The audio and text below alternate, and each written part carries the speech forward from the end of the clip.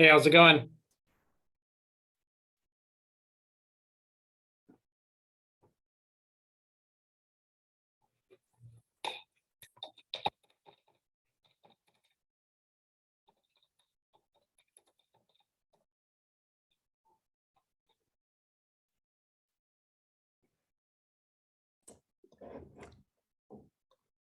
Got the sound now?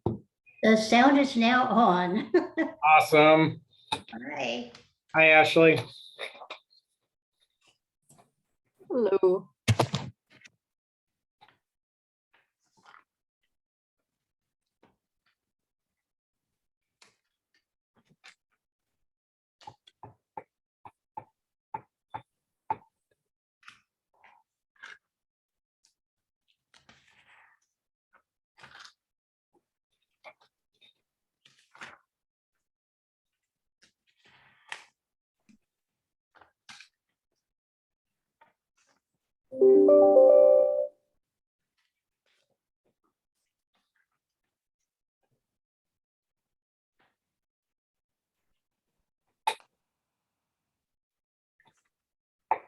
John said he was going to be here.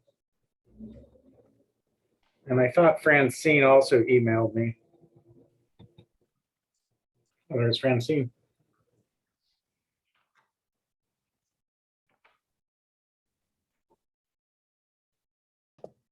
Sorry, I'm late. No, I think you're right on time. Oh, you're right. Amazing.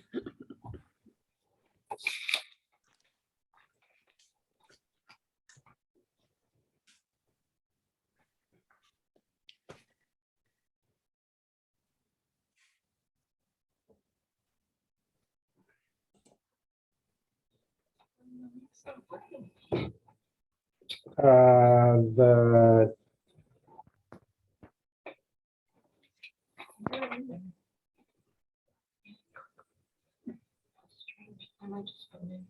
maybe, or Zoom, maybe if you do Zoom and put in that meeting number, that might be work.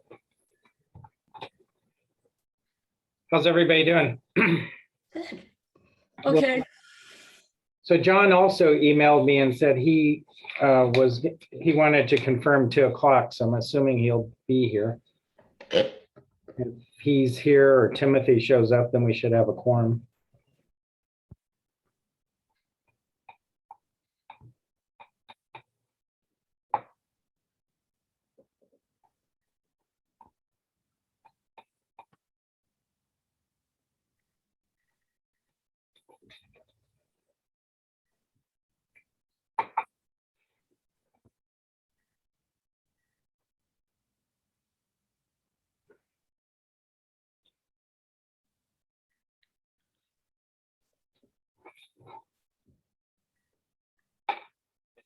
Give him just a couple minutes more. There he is.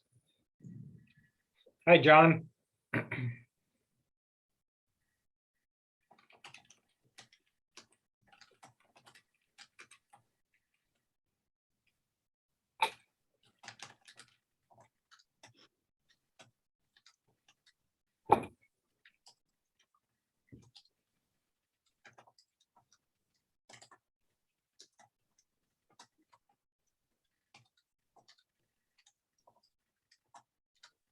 And we got Tim too. So we're solid.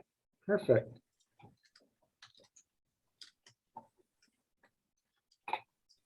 Our new planning director was going to also join us. So let me see if she was able to log on.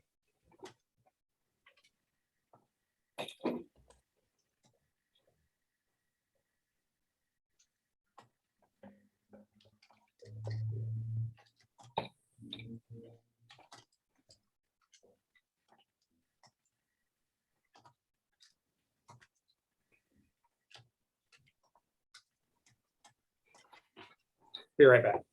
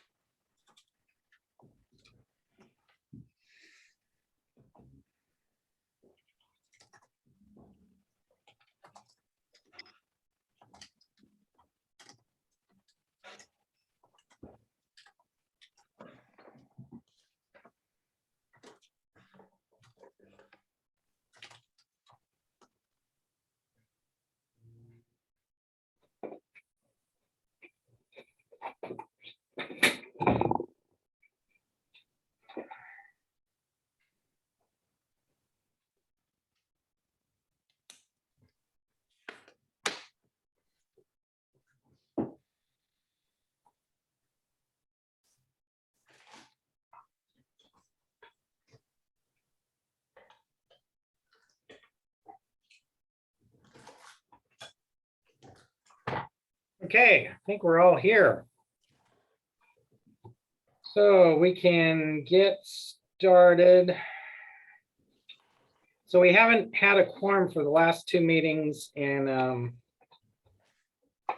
December and in March. We have determined that we have a quorum. Meeting will start at 2:05.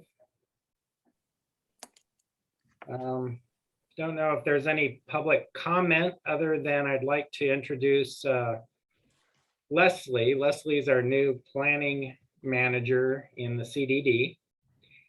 And she's actually kind of has an interest in accessibility and wanted to help us out. She had saw some issues in downtown San Rafael and wanted to participate. So I wanted to welcome Leslie on board. And I really appreciate the support. Maybe having a couple voices internally to the city will help our cause. Then we have approval of the meeting minutes. Lindsay's office sent out the copy of the minutes with the agenda. It's from September 8th. I don't know if anyone had any additional comment. I think if we can remember back that far, Susan Wax from the Director of Parks came and gave a brief report on library and parks, including replacing the pickleweed fields, ADA park restrooms, stadium restrooms, and replacement of the Sun Valley playground equipment. She also I believe wanted us to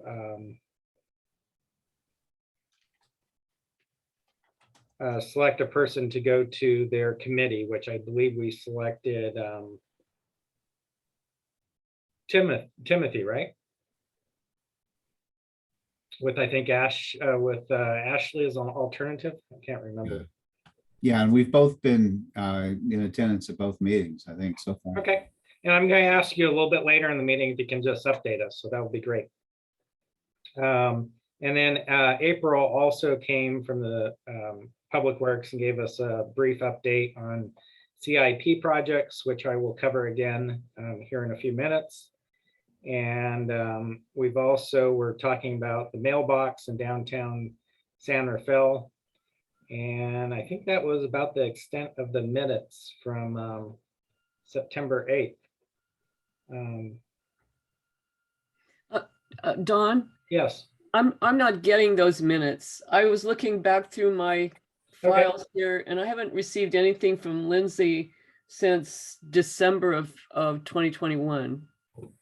So I don't know whether that's the last of it. Okay, let me, I'll forward those to you right this minute. Give me 1 second. I Great. also didn't receive an agenda or minutes. I will try to send it to the entire committee, so you probably will see it here in a moment. I mean, that may have been the last thing in yeah, I got an annual boards and commission reception thing that I did attend, and that was in December, but that's the only thing I've gotten from her in many months. I was gone the last 2 weeks, and when I was gone, they sent out an invite for this meeting. But let me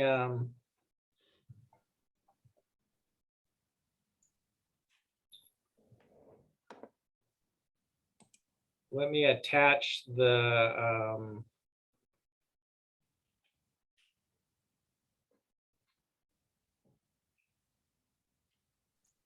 copy and send the agenda and the minutes again. 1 second.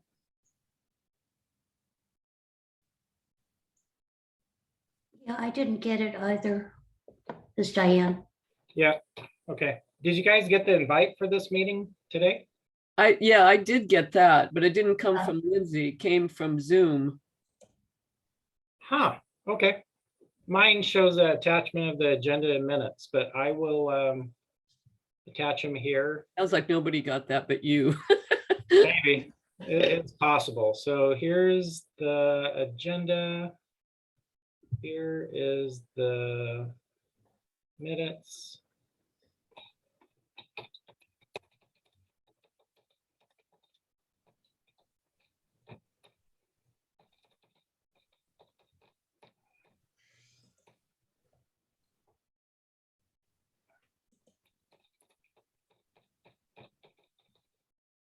Okay, gonna hit send. So that should be both the agenda and the minutes for today. I'll give you guys a minute to get it and open it up if you like. I can also show it on the screen.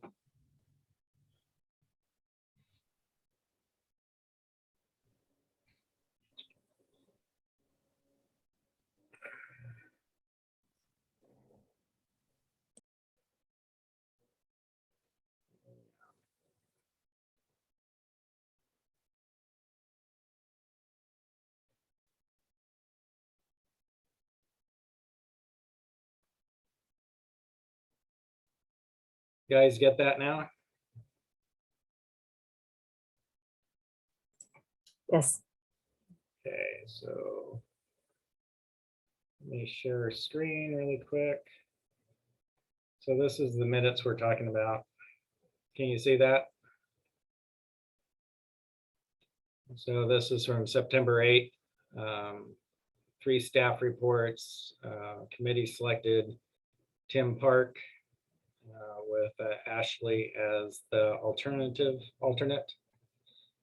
And does anybody want to make a motion to accept the minutes?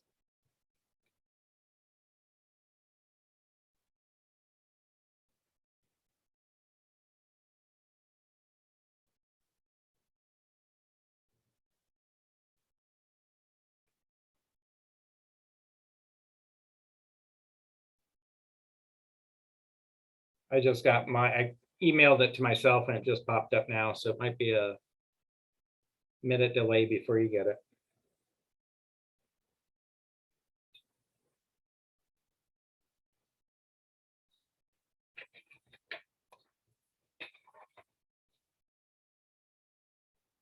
Any comments on the minutes? Look good to me. No comments.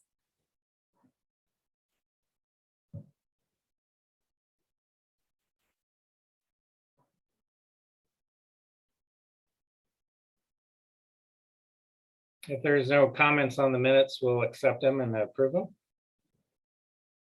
Okay, okay. Hey, So, Don, there's a hand raised. I'm sorry, I didn't. Yeah, what do you have, John?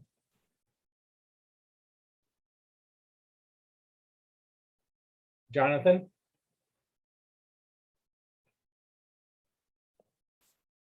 I don't know whether he knows he has his hand up to ask a question that, or if he, Okay. Are you good, Jonathan?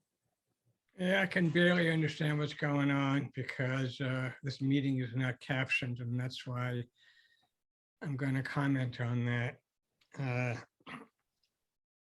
On the notice of the meeting, it says that you can request things like sign language and assistive devices. They don't apply here. It doesn't say that you can request captioning, but this is the ADA Access Advisory Committee, and captions ought to be automatically supplied to everybody, to the public. For that matter, as a committee, you ought to be talking to the city council and the city manager and getting every public meeting live caption without request. I like the idea, Jonathan. I'm not finished. Mhm. And we need not request such. It's like asking for a ramp. It's like somebody in the wheelchair, oh, can you provide a ramp? I'm going to come into the building. But this is a civil right. And when you're keeping people without hearing loss, from understanding the meeting because the meetings aren't captioned, you might as well have a sign which says whites only. That's really the length to which you're going. So I'm here to comment on that, and I find it, I'm just stunned that you wouldn't have automatic captioning available just because you are the ADA Access Committee, and you ought to advise the whole city that they do that for every interaction they have over Zoom with the public. So, yeah, I don't know, I'm just flabbergasted on this. I agree, Jonathan. I think that's a very good idea. I've made a note on it and we'll be in the next minute meetings and I will bring it up to Lindsay. I agree with you completely.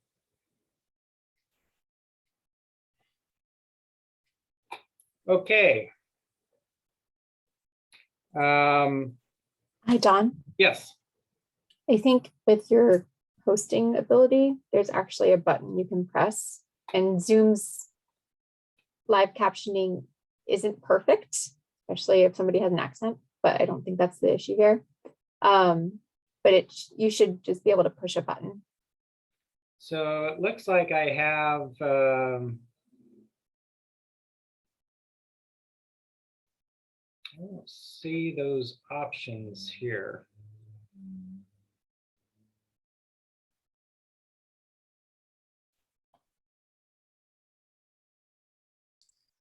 Ashley, that has to be determined and set up before the meeting.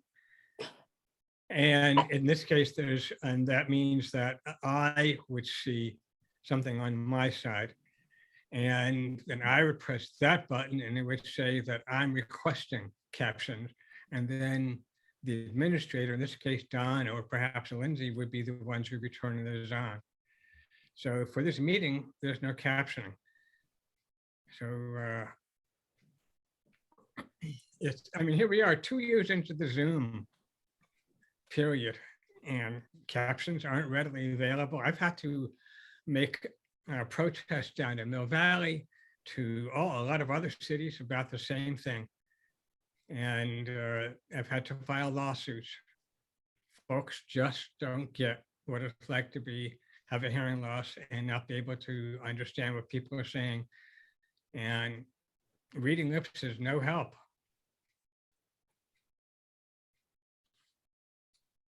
Okay. I do not see a caption. I will try to do a little research on my end. I'm using her account and I don't see any access to a caption. I think Jonathan might be correct that it might have to be set up when they set up the meeting. But I will try to take a look at it and be better prepared for our next meeting. On to agenda item number 4. I have an update from Parks.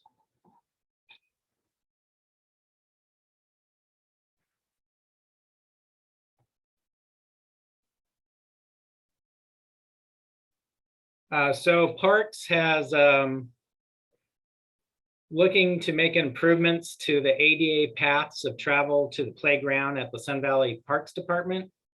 They're currently conducting an outreach to the neighborhood and construction plan for the fall and winter of 2022. They're also, and we'll hear in a moment from Tim and Ashley, that they're in the process of evaluating ADA accessibility compliance with all city parks through the Parks and Recreation Master Plan.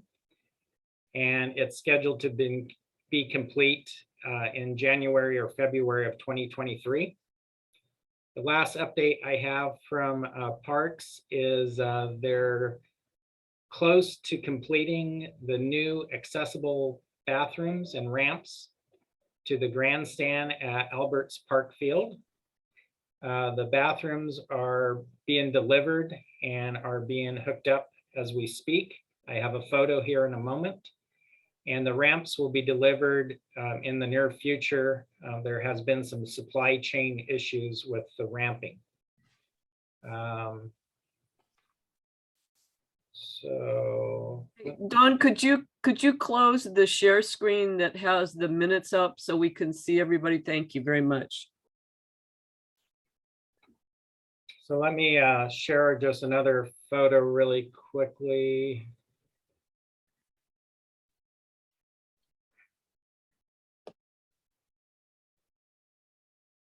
So everybody can see the new restrooms. So there's 4 new individual I want to say unisex, but gender neutral restrooms being installed on the Anderson Drive side of the baseball field. And here's a photo that I took this morning of the new facility. So that will be opening here shortly. So that will be a huge improvement to the facility. It's something that I've been involved in almost since day one being here 4 years ago. So it's a huge relief that actually we'll have some decent restrooms that are accessible out at the ball field. And I think directly across from this will be the new ramps that will go up to the grandstand. Okay. Then I also had an update from Public Works. Let me go to that. So Public Works is working with Caltrans on doing ADA improvements and a new roundabout out at Fridas Parkway and Route 101 interchange. And on their website, they do have a slide point presentation, which I just want to show you guys really quickly. Let me share a screen again. So you guys can see the slide. So this is the new roundabout and ADA improvements that they're planning out at this intersection above the freeway.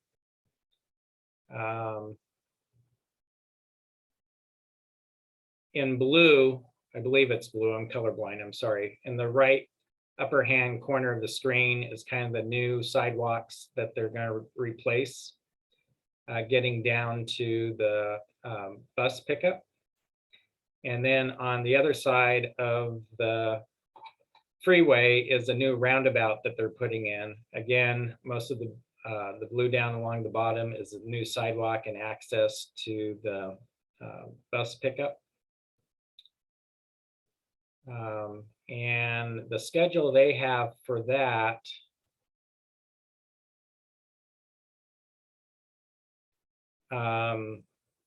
is that the design is going to be completed here shortly. It's supposed to be completed by the end of June.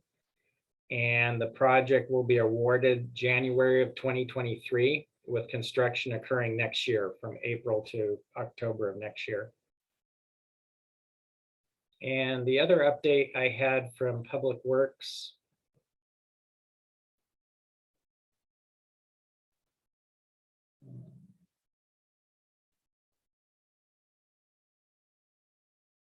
is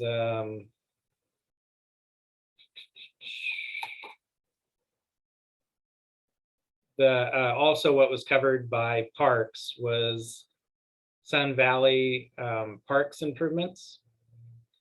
And that was almost $500,000 of improvements out at Sun Valley Parks. And the survey is to be done also this June with a projected time to solicit bids this summer, and a goal for the completion of the project in spring of 2023. So I believe they're planning on starting the project this fall or winter with the completion of this next spring. And the last update I had from Public Works.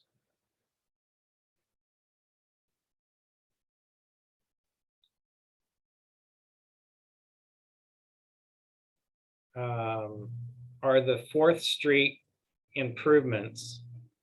And I'll also share the screen here very quickly.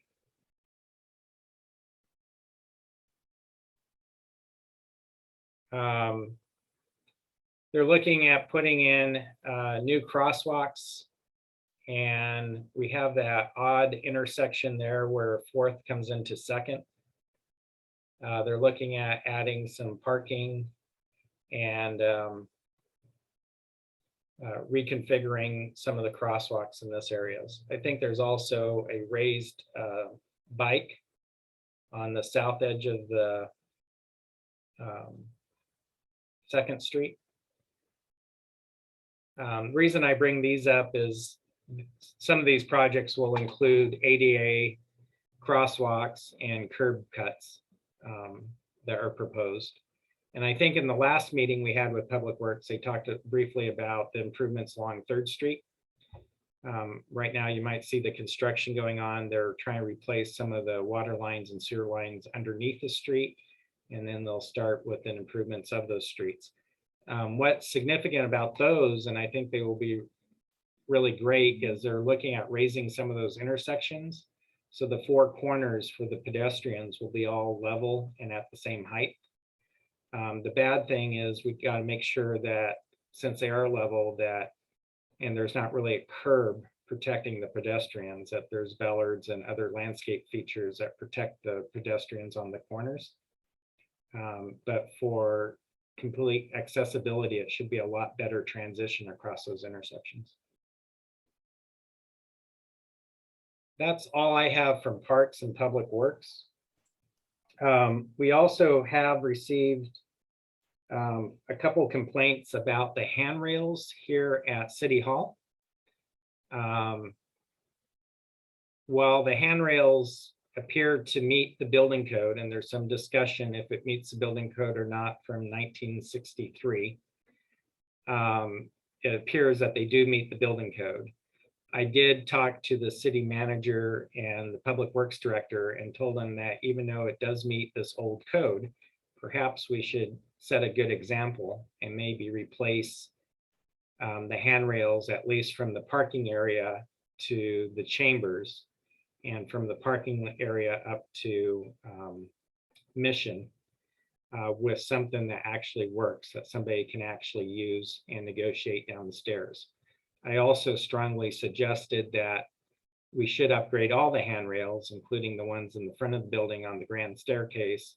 And there's another couple staircases out on C Street and going down to the lower parking lot from the upper parking lot that should be replaced also. But immediately I thought we should at least try to replace the first 2 stairs that I mentioned.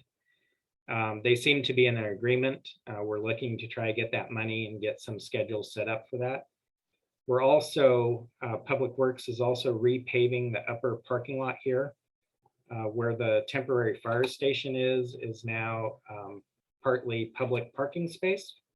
And so they're going to repave that whole area and restripe it. When they do that, we're going to have them fix a few things that have been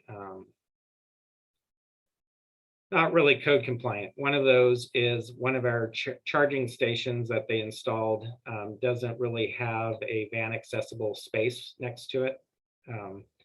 Not a EV accessible space for a van.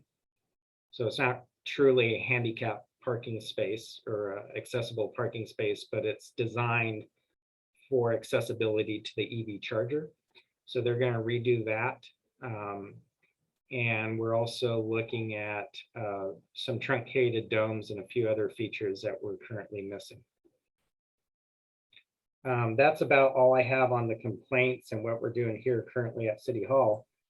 I would love to hear an update from, yeah, Ashley. Question on the 4th Street intersection. Yes, If you scroll down, the crosswalk that crosses 2nd, why isn't it incorporated into the intersection? Or is it similar to the crosswalk that's down by the Jack in the Box where it's like the push button for the rapid? yeah, I think Well- that's, yeah, Because I used to cross this every morning. And the number of times I almost got ran over with my kid in a stroller because people blow through that light. It's kind of scary that you're not associating that crosswalk with the traffic lights. that's a good point. I'm not sure. This is the one that they've just posted up, but I'll ask the traffic engineer why that's the case. Because the crosswalk down by the Jack in the Box, like driving, it's kind of really anxiety inducing because you never know when a pedestrian is going to pop up and start crossing. But then as the pedestrian, cars just blow by and they don't really pay attention to those. So I would really encourage the crosswalk to be associated with the actual I agree. vehicle lights. The only thing I can think of, and I still don't know why it couldn't be incorporated at the light, is it looks like they were trying to provide some little bit of an island protection, which it looks like they could do just on the opposite side. Well, and there's private driveways there on the south side of the street. That's the only It's- thing I might, that other street, I don't recall, that runs parallel to Second Street. Maybe that's the reason. Maybe at the intersection, they're merging that other street at the bottom of the screen. I would put vehicle traffic controls on that crosswalk as well. Yeah. Okay, I'll bring it over to the traffic engineer. I'll forward that comment.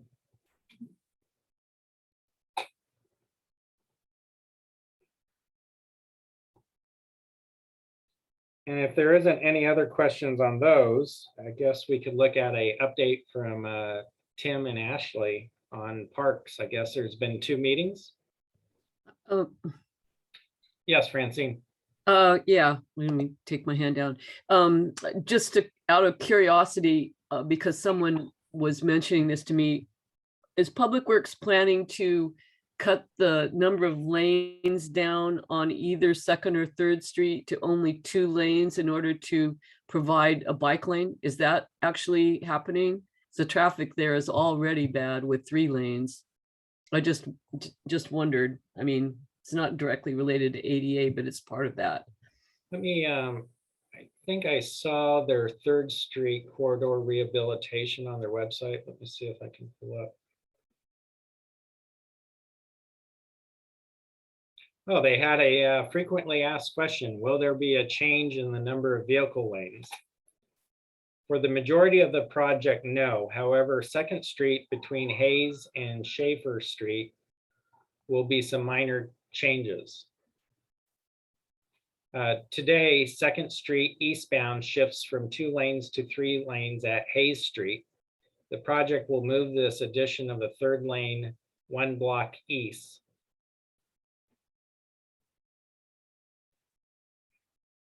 So, yeah, so it doesn't sound like they're actually cutting out lanes, especially for the whole length of the 2 streets. I know I know they're looking to add some on-street accessible parking with that project.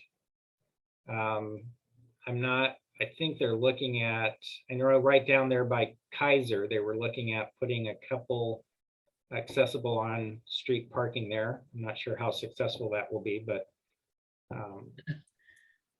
I know I've seen the plans there by Kaiser that they were adding some there. And I've been talking to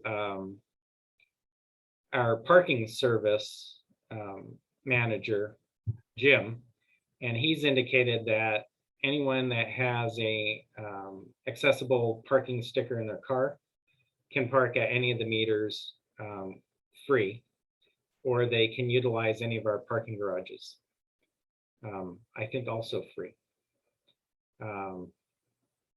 So that he wanted to bring that out there. Well, we don't have maybe as many designated spaces on the street. If they do find one that works for them, they can park there at the meter free. The parking garages are not free for disabled people, though.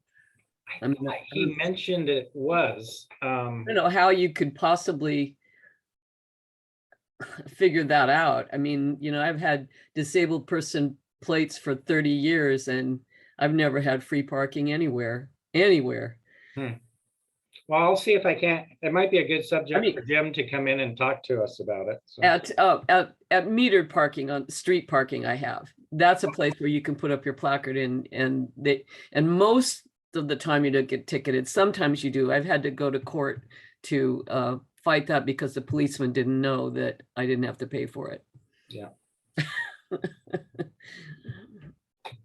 Okay, any other comments on the staff reports before we get to Tim and Ashley?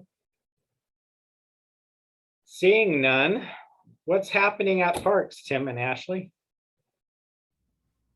Well, the first couple of meetings have been mostly about first shaping the questionnaire, the survey that they sent out. And then us kind of looking at some of the results that have been coming in, hearing about what's going to happen next once we get the report, that they're still inventorying the sites. They're mostly done. We had some questions about some additional city properties that didn't count as parks because they're not maintained by the city. And actually asked them to come present here. So hopefully they will, and we'll get a more comprehensive report from them.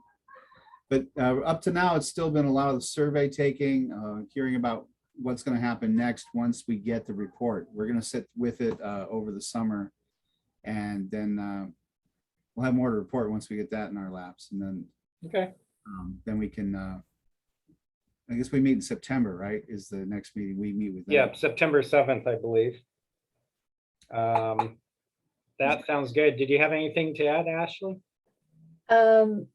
One comment that came up is they were prioritizing facilities for barrier removal projects, but they were doing it by facility, not by program. Hmm. So I suggested that they should be looking at the programs because of the city's Title II obligations rather than the like easier facility by facility. They said that they would take it into consideration. It might be something that you should advocate for. And then, like Tim said, I asked them to bring the reports here, or at least their prioritization criteria here. So when I was on vacation last 2 weeks, I got an emergency email. We're meeting on Friday for Falkirk. I believe they have some sort of accessibility issue with their gardening program. And so I'm going to go up there on Friday to see. Everybody's been a little tight-lipped about it. So I was going to go up there on Friday and see what's the issue is. But I believe you're correct. We don't oftentimes look at programs. It's almost easier to look at facilities. In my mind, it's 6 of one and a half dozen of the other, but we should make sure both is covered, especially the programs, like our gardening program. I'll be visiting on Friday. That's great. I also, right before vacation, I talked to Jim, our city manager. I don't know if you guys have heard rumors or not. Since the beginning of the year, there was a thought of the city streamlining their committees and doing away with committees and trying to combine committees together to be more streamlined and efficient. There was one thought of doing away with the accessibility committee. And it kind of went around and around. And at some point, somebody misunderstood what I was saying, and they thought it was not needed anymore. That's not what I said. What I said is I didn't have much help, and I already have a full-time day job being the building official. And I would either appreciate, some help. And I did mention that, through the pandemic, I don't think were able to be as effective as I wanted to be. And the money that was earmarked for us 2 years ago to upgrade our facility plan and our transition plans was swept. As soon as we got it, we kind of lost it through the pandemic. And so I told Jim I thought it was important that we had a committee, because I do get a lot of pushback from other department heads with concerns that they don't have enough money to do the project, let alone have enough money to do the project to make it accessible. And it's frustrating. And so I'm hoping that with Leslie on board and myself on board, and now that I've talked to Jim, Jim has agreed that perhaps we should continue with the accessibility committee. So if you guys have heard any rumors out there about perhaps this committee being resolved or dissolved, that's not going to happen. We've decided to keep it and try, and in the spirit of that, Jim told me right before I went on vacation to talk to our financial department and see if we can get that monies reconstituted in this budget year, so we can start working on those plans by the end of the year. So that is all good news I wanted to share with you. It was something I was hoping to share with you at the last meeting, but at that point it was kind of up in the air that they were looking to streamline it. Since then, they're looking to now keep it and give us some money so we can do the update to the transition plan and facility plans. So that's all good news. Anything else? Yes. At the risk of sounding like I've beaten a dead horse, a woman contacted me because she heard that I sit in on this committee, and she said, why isn't there a place where you can drive up and drop off your mail anymore in downtown Sacramento? And I said, this is an issue that's dear to my heart. And it's not an easy thing because it involves both the city and the federal government in making it happen. So I'm just letting you know that I'm not the only one who has a big problem with it. And now they have blocked the one drive up one that they've got, they blocked off with tape. You're not supposed to use it anymore from the street. It's dangerous to use it there. So and I got a call when I was on vacation. It seems like so much happens when I go on vacation. I got a call maybe from the same person about that being blocked off down there at the post office. I was hoping it might show that they were working on another location at the post office, but I will try to follow up with them. Thank you. The gentleman I was dealing with has now left the post office, so I'm hoping I'm not starting back to square one. Of course. I just forwarded an email to you about from a friend about the ramps, the bumpy ramps in front of Best Buy. Evidently, they're like installed with screws and nails, and they came up and someone fell there and had a pretty bad injury, a friend of his.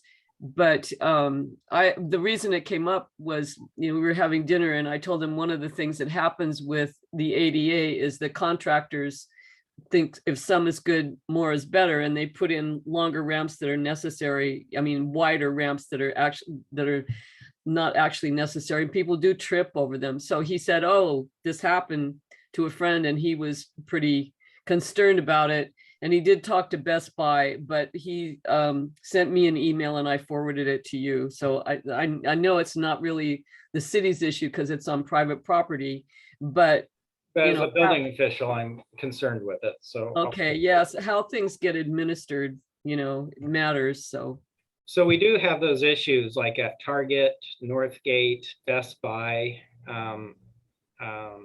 There's a Rite Aid that I know there's some issues.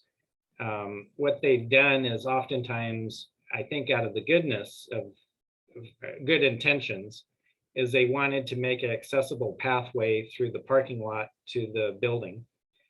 Unfortunately, those pathways don't have any like planters or curbs on both sides of it.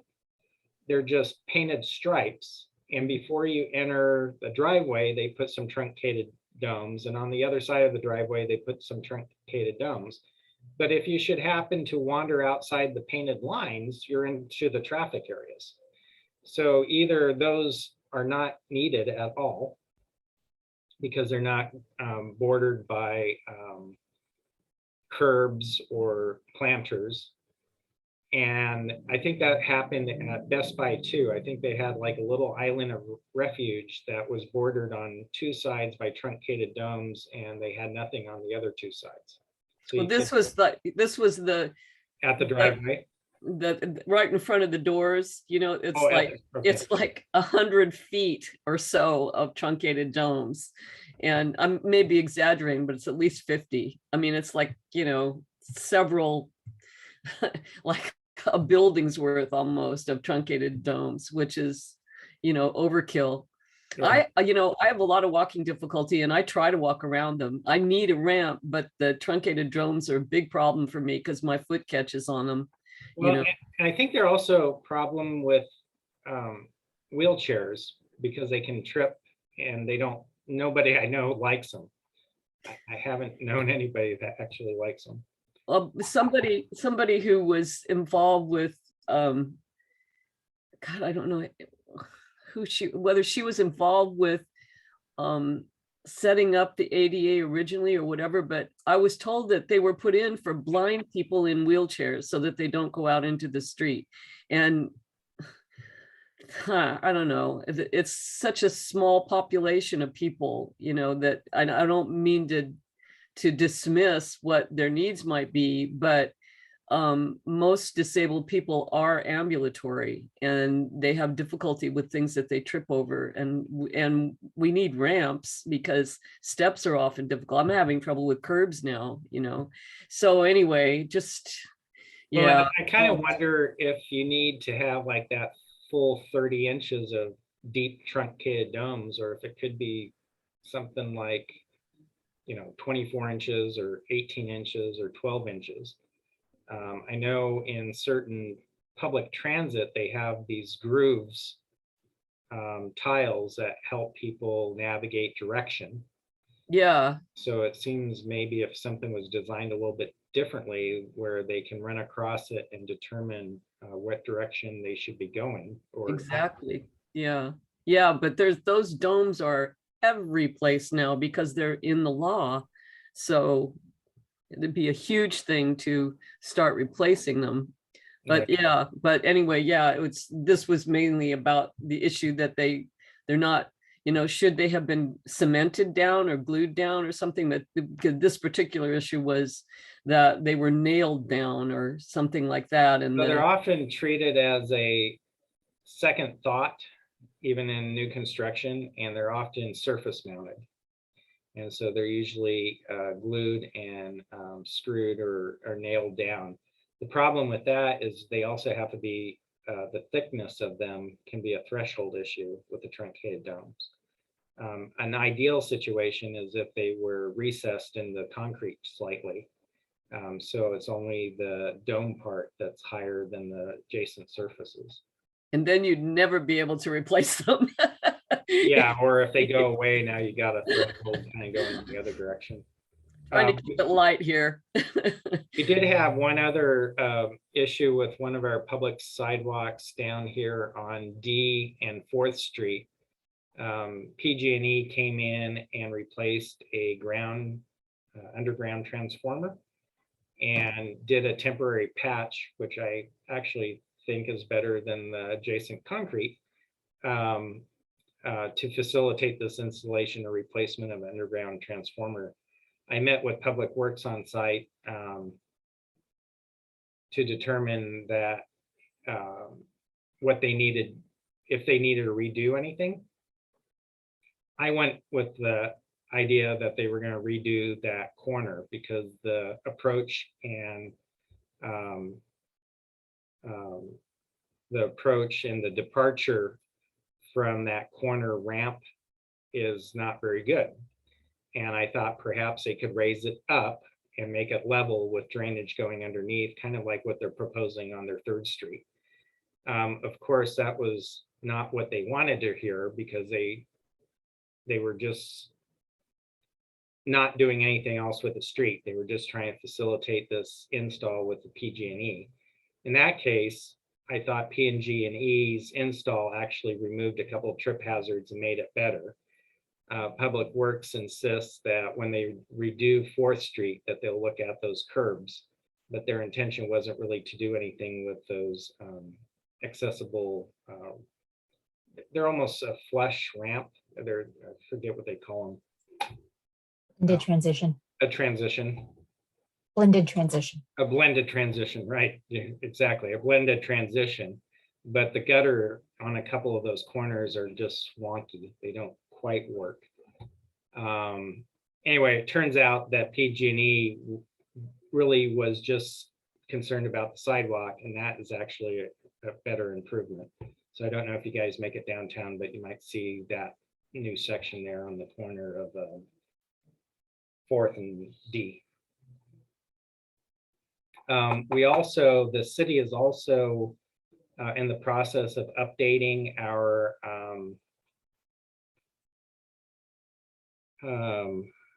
they're calling them streeteraries. It's our outdoor dining on the parking spaces. And there's been some pushback from businesses about accessibility. Some of them, I think, have a fairly good argument that they already offer accessible outside dining. And this is just additional outside dining. So they're not sure if they really need to make that also accessible if the experience is comparable to the other areas they have for outside dining. I kind of tend to think more is better.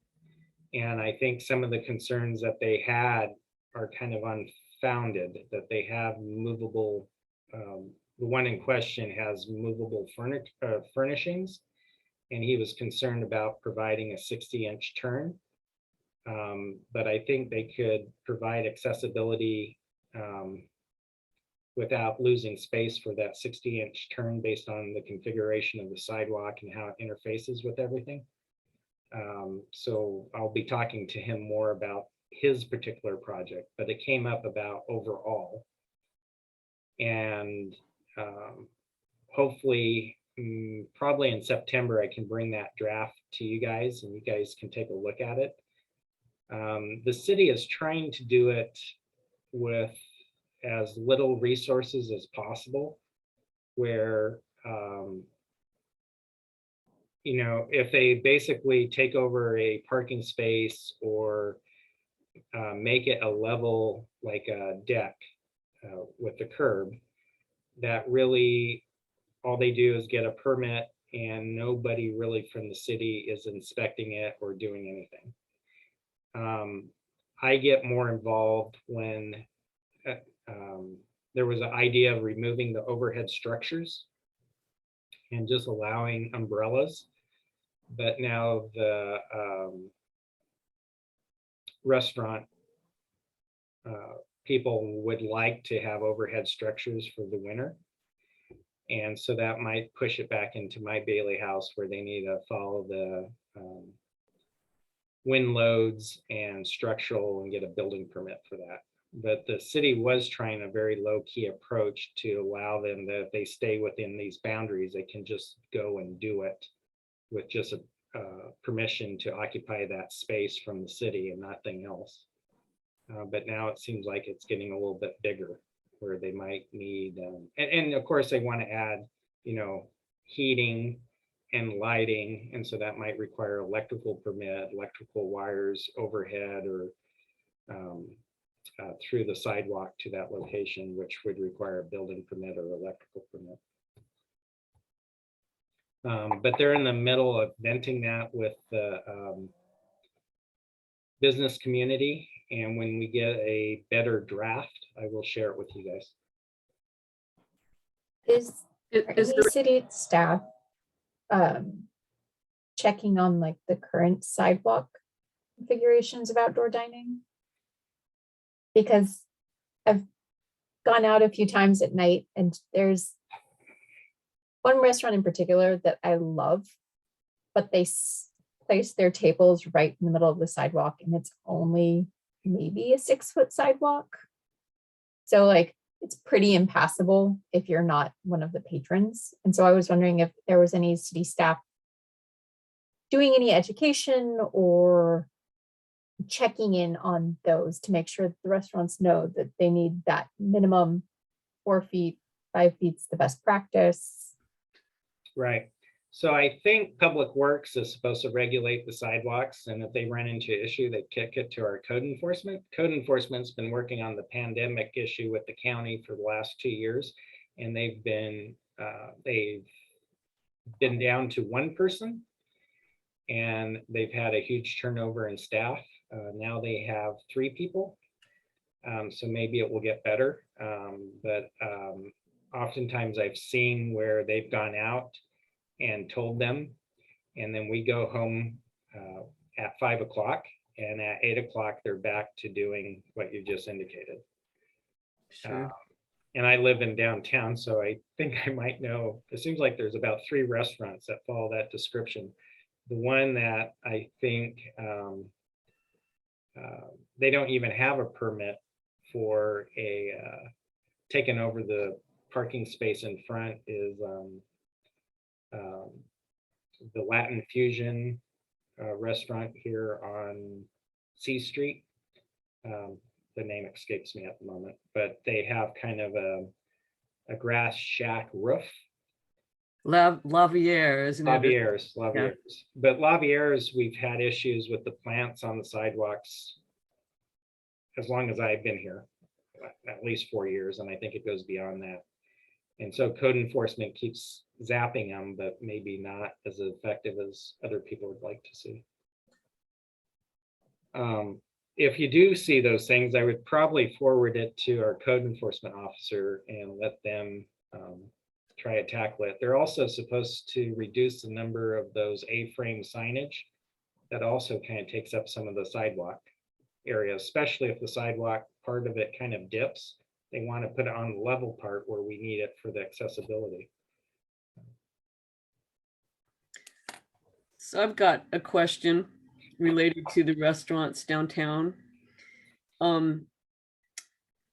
So if the parklets or parking space eating areas are going to be what appears to be permanent, at least for the foreseeable future, is there any thought of putting in any additional disabled person parking?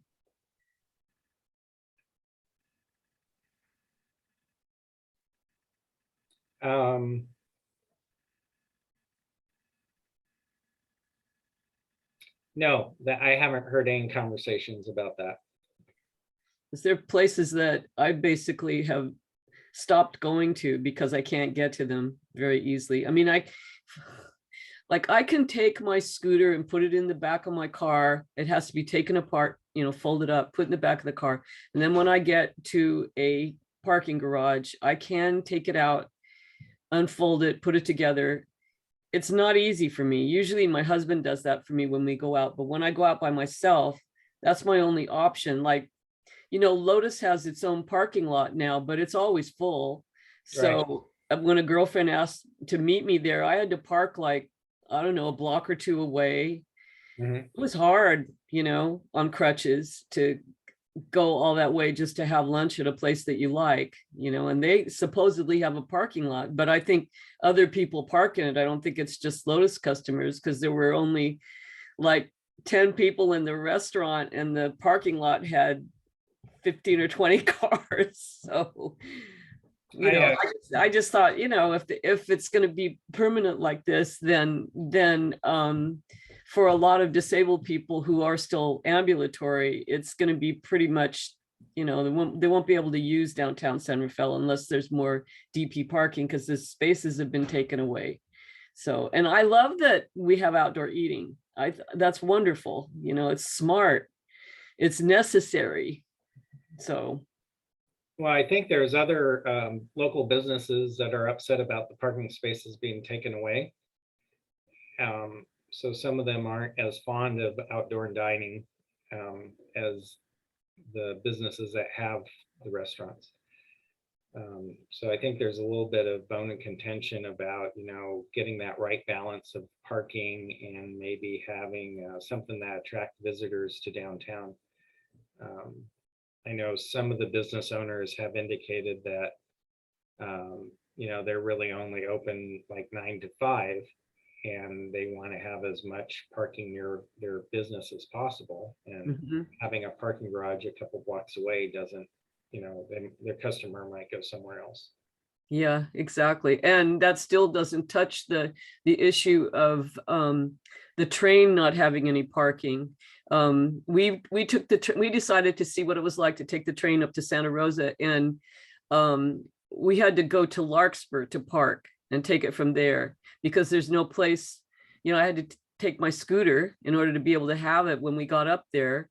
And there's no place for us to park the car. We thought, well, maybe we could park it at Citibank if we don't get in trouble. That's the only place we could think of. And we didn't want to take a chance on the car getting towed. So we drove down to Larkspur and took it from there.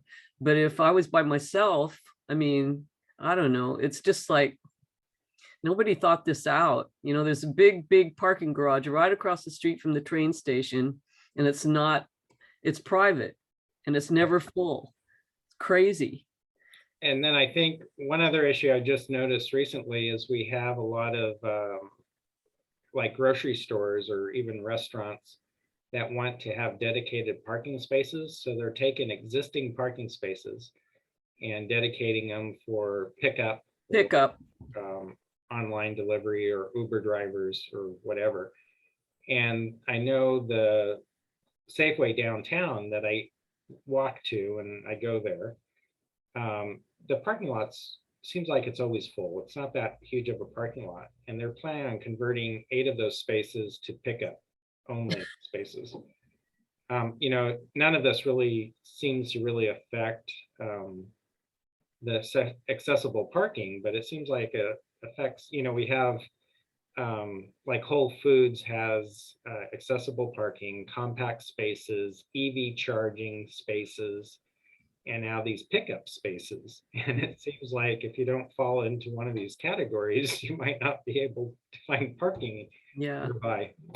I appreciated that Whole Foods put their new parking lot. The DP spaces are in front of the store, and there are more of them. Finally, it makes it so much easier, because to me it's crazy when the DP spaces are further away than the normal person's, the normie parking spots. We also cut back on their truncated domes. I actually plan checked that, and we actually eliminated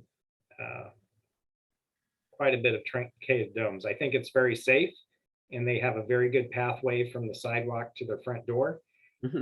But they were putting truncated domes all over the place. Well, thank you for that. Yeah. Any other questions? Ashley, Tim, Diane? So our next meeting, I'm hoping to have more information about the budget, about us getting that money. I probably will also have an update for the next year's CIP of what projects will be coming up for fiscal year 2022, 2023 and beyond. So that's something we can look forward to. I have also made a note here to invite our code enforcement manager, Anna, to maybe come and speak about the sidewalks and some of the challenges of what they're doing and not doing. And then also Jim from parking, see if he can come and just talk to us about what they're doing about handicap parking on the street, and then our parking garages, what might be free or not free. One other thing I looked at is recently I approved some new kiosks for the parking garages. And the thing that kind of struck me a little weird, but I cannot find any information, and I even called a DSA on it at the state, was the kiosks didn't have any like you would see at like an ATM where you could either plug in for hearing assistance or Braille. The parking kiosks had none of that. The only thing I could find is as long as the keypad and the screen was at a certain height, that was really the only requirement.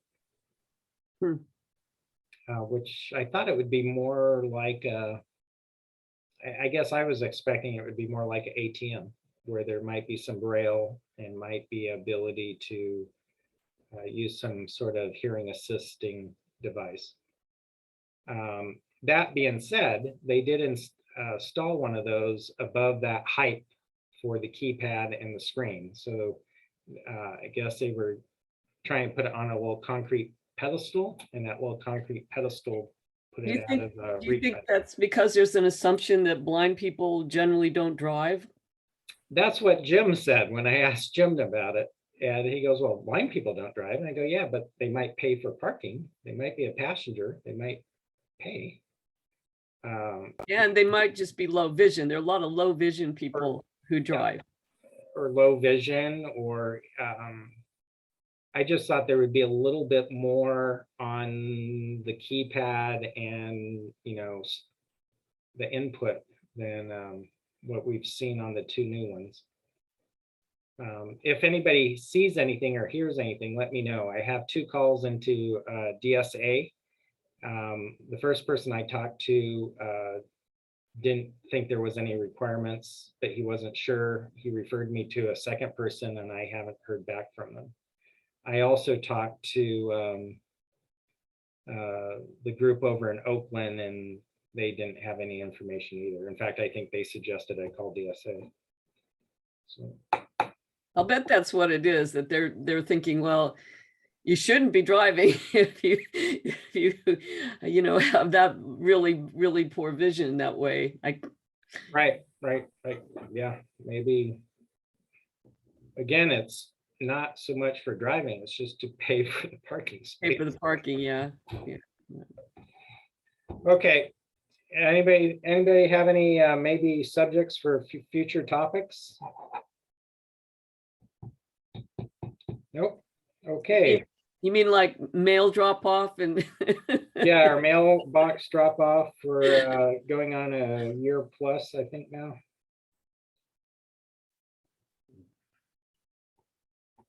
Let me make a quick note here. Okay, so our next meeting will be at 2 o'clock on September 7th, Wednesday, September 7th. If there is no other comments, and I will pick up Jonathan's comments about closed caption, and I will take a look at how what Ashley was mentioning about maybe there's a button somewhere. I just can't see it on this screen that I'm on. We use closed captioning for our public meetings. And if you're the co-host, when you hit record, there's an option that just says closed captioning, and it's like the little CC box that's on the bottom right. Look at bottom. Like on the bottom panel. is that only when you're recording? I'm not sure if it's only when you're recording. But so for all of our commission meetings and all of our design review board meetings, they're all captioned all the time. Yeah, I have it recorded and I don't see that box on the right hand corner. Or it might be, if you go to the middle top, there's like the view options. There's a couple different menus, but I thought it had been on the bottom. I will Google it and get educated. Yeah, there you go. This is interesting to me too, because I facilitate a polio survivors group and on Zoom, and that might be useful to a few people. Oh, I guess the last subject, I do have one subject. I didn't know the feeling of the group when you're thinking ahead to September, if we might want to look at doing a meeting in person or doing a meeting as hybrid, or also, or just continuing with Zoom. Was there any thoughts on? Well, this is really convenient, and this particular group, it seems to work pretty well. And I am really looking forward to getting back in person with different groups, but I'm not in a big hurry for it because the cases here, well, they've started to level off in Marin, thank God, but you know, we could get another surge of a different variant. So I certainly, you know, being 74, I'm not interested in contracting it. So You I, feel the you know, same way, Diane? maybe hybrid. Hybrid sounds good to me. Yeah, because I do think there's a few people like Fred Devine who really wants to meet in person because of some of the hearing issues. So maybe we'll look, I'll consider it. If we don't do it for September, we'll plan on maybe doing a hybrid for the November or the December meeting for sure. What about you, Diane? You're muted. You're muted. See if I can unmute her. Okay. While she's muted, I'm fine with any format. Okay. Okay. For me, the Zoom is good because I have to fit it into other work. Mhm. And it's really hard. That's why I've missed the last 2 meetings. I had other meetings that I, have to pay the bills and couldn't take off the time. It was in the middle of things. So this is nice. If we could have it, hybrid, then I could either do it and you guys can meet or whatever. So, Yeah, I will look into it. I'm thinking September we'll keep with this format, but perhaps for December, for those who want to come in and meet in person, we'll set up the conference room. I know they just like 2 weeks ago put in some new devices here in our large conference room. So I will take a look at what that capability is. and If there's, Mhm. just so you know, Marin is up 200% COVID in the last month. Mhm. 200%. It's crazy. So I kind of like having separateness too. My husband's a microbiologist. He just left to go to work, and he keeps up on this stuff pretty much on a daily basis and attends the Board of Supervisors meetings and updates them on COVID and all that. So we're really on top of it. But he did say that they weren't climbing as of this week. They're not climbing. They're like leveling off. So that's a good sign. But we don't know how long Yeah. that'll last. It's still high. Yeah. Right. So if there's nothing else, I will adjourn at 12 or 3:12, and we'll see you guys in 3 months in September. Thank Be you. safe out there. Thank you. Bye.